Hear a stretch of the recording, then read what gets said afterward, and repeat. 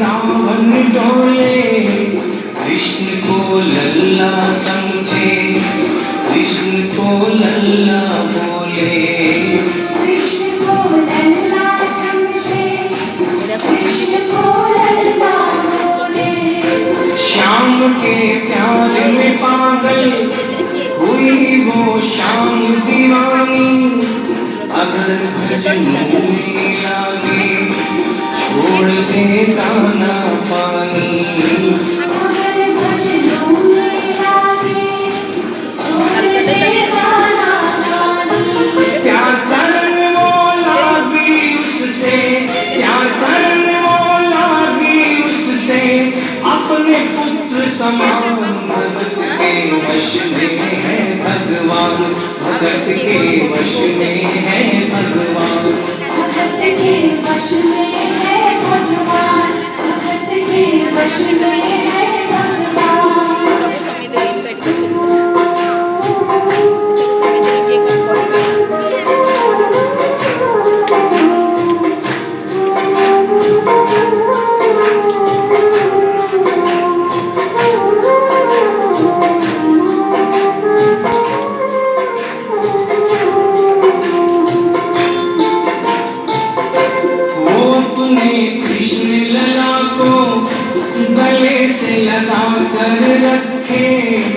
हमेशा सजा कर रखे, लाड लड़ा कर रखे, हमेशा सजा कर रखे, लाड लड़ा कर रखे।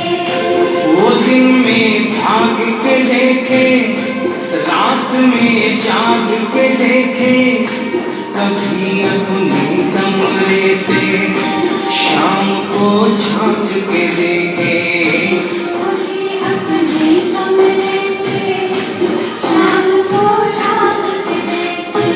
अपनी जान से ज्यादा रखती, अपनी जान से ज्यादा रखती, अपने लला का ध्यान, भगत के वश में है भगवान, भगत के वश में है भगवान, भगत के वश में है भगवान, भगत के वश में है भगवान।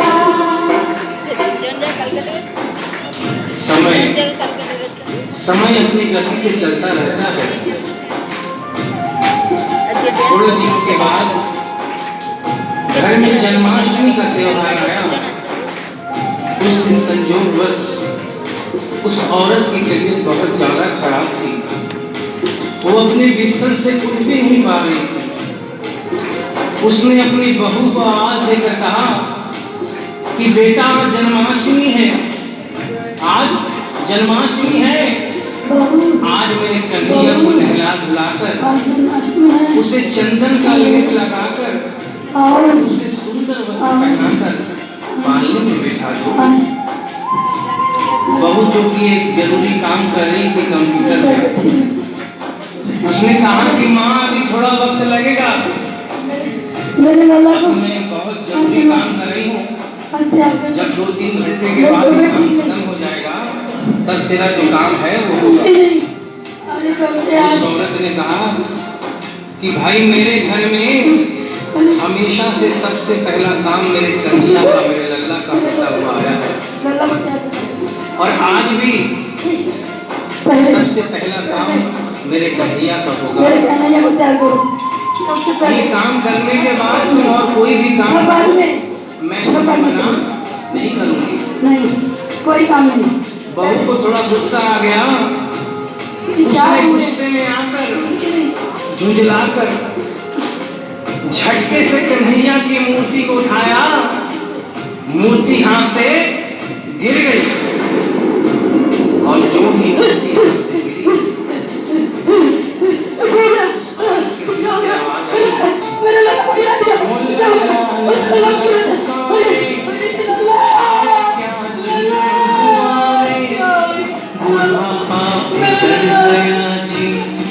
लाल मेरा कैसे गिरा,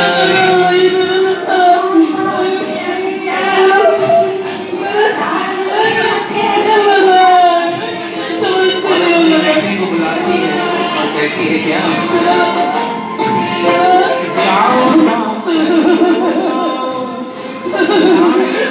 हाल दिखाओ, अगर इसको कुछ हो गया मुझे भी मार गिराओ।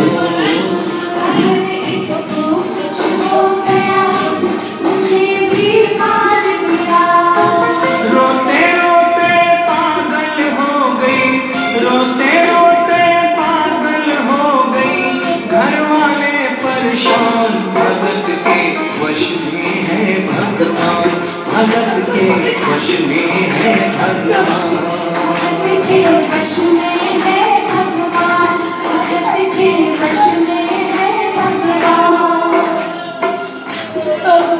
उसके बेटे ने लाख समझाने की चेष्टा की कि माँ ये पीतल की मूर्ति है, माँ ये पीतल की मूर्ति है, इसे गिरने से कोई चोट नहीं लगती।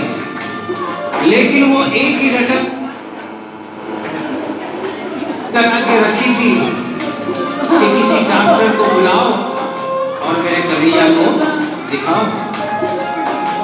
हल्ला गुल्ला सुनकर पड़ोसी जमा हो गए।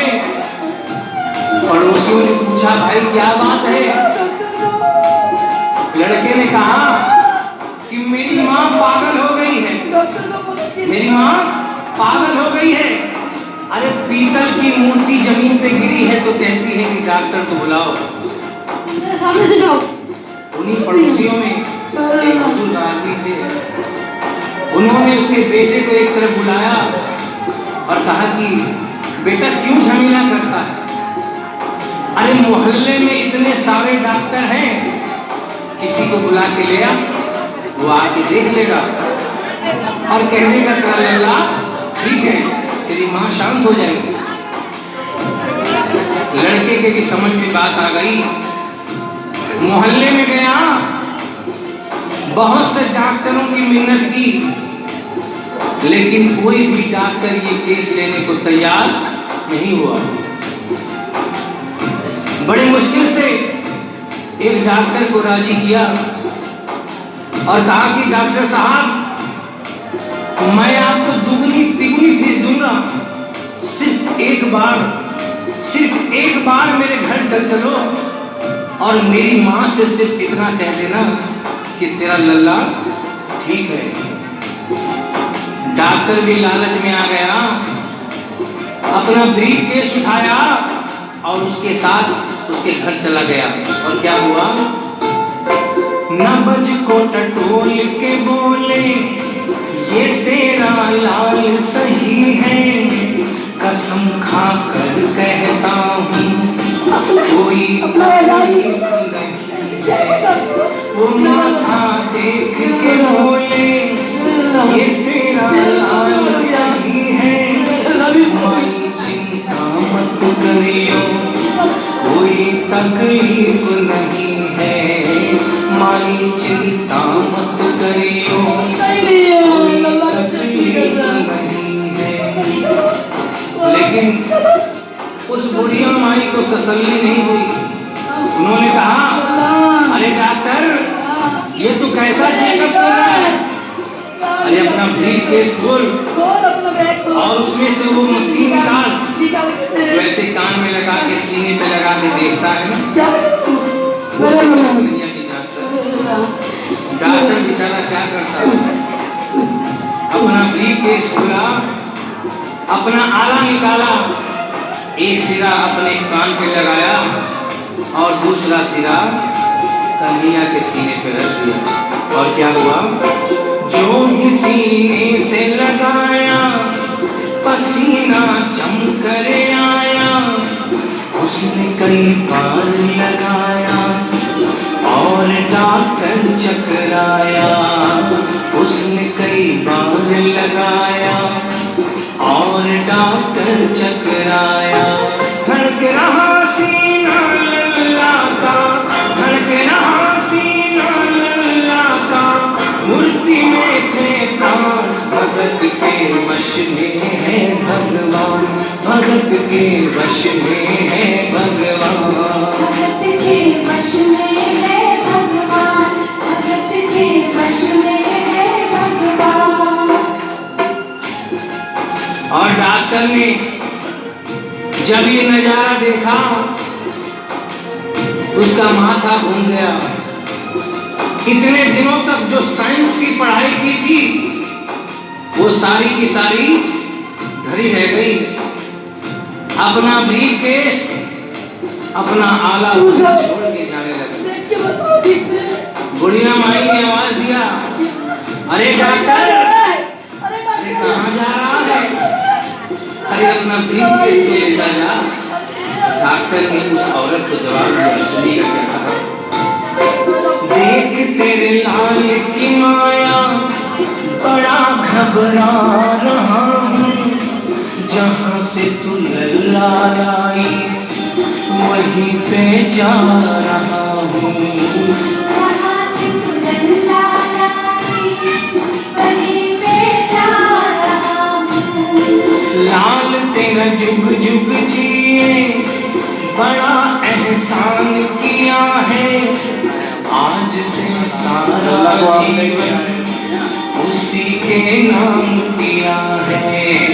आज से सारा जीवन उसी के नाम किया है।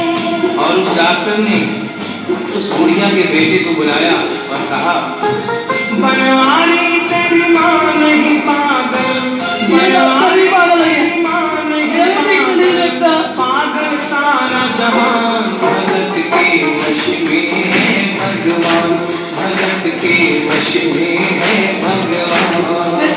भक्त बिना ये कुछ भी नहीं है, कृष्ण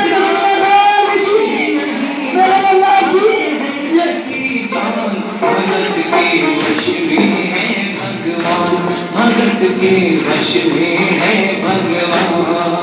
भगत के वश में है भगवान, मेरे लल्ला ने माफ किया सबको। भगवान। इन लोगों को मूर्ति दिख रही थी, इन लोगों को मूर्ति दिख रही थी। ये मेरा लल्ला, ये मेरे बंसुरी, ये मेरा बंसुरी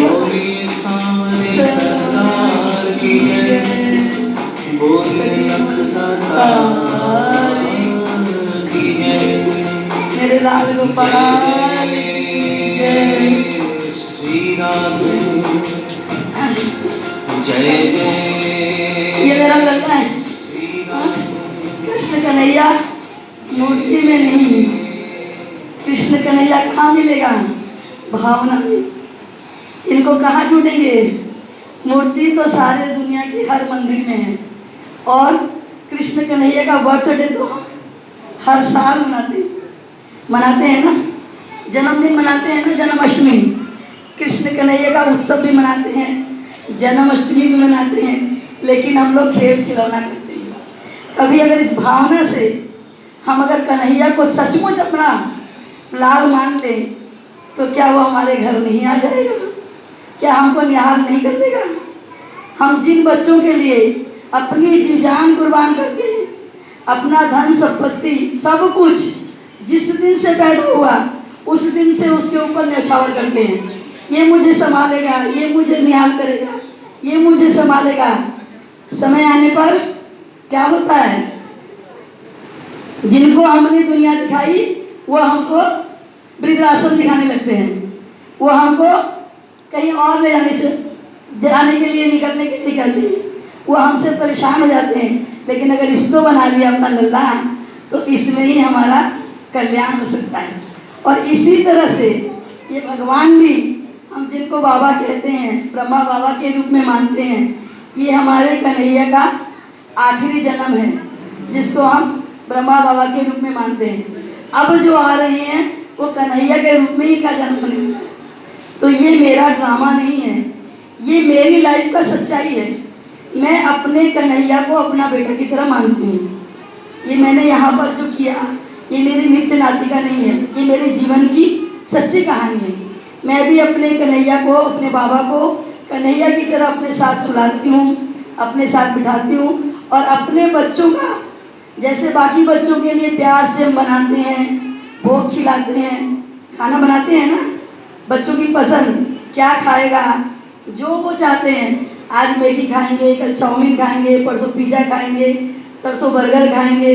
उनकी हर आइटम हम उनके पसंद से बना के खिलाते हैं। लेकिन कभी कन्हैया को साल में एक बार खिलाया काम खत्म। वो भी यशोदा माँ का भोजन बनता है, कन्हैया के लिए तो हम नहीं बनाते हैं। तो अगर हम रोज कन्हैया के लिए बनाने लगे, रोज महाप्रसाद भोग बना करके अपने बच्चों को भी खिलाने लगे, तो हमारे बच्चे भी इस प्रसाद के रूप में जो भी हम बनाएंगे उसको बड़े प्यार से खाएंगे। वो हमारा डबल फायदा होगा। एक तो हमारा जो भी बनाएंगे मन भी इसमें रहेगा, मन से बनाएंगे ना, मन से बनाएंगे तो मन भी कन्हैया की तरफ रहेगा। और प्रसाद की महिमा सिर्फ साल में एक दिन